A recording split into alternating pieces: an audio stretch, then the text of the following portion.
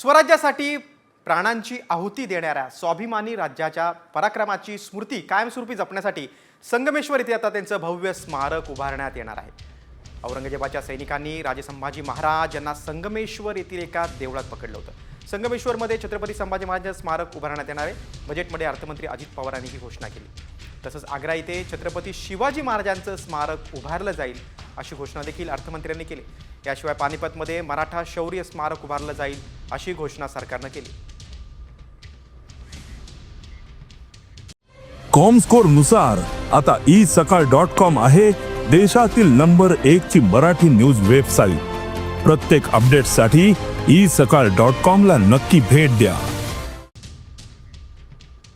छत्रपती संभाजी महाराजांच्या पराक्रमाच्या खुणा महाराष्ट्रात जिथे आहेत त्या कोकणातील संगमेश्वर हे एक ठिकाण आहे। औरंगजेबाच्या महाकाय सेनेशी महाराजांनी बोटावर मोजता येतील एवढ्या शूर मावळ्यांना सोबत घेऊन येथेच पराक्रमाची शर्त केली।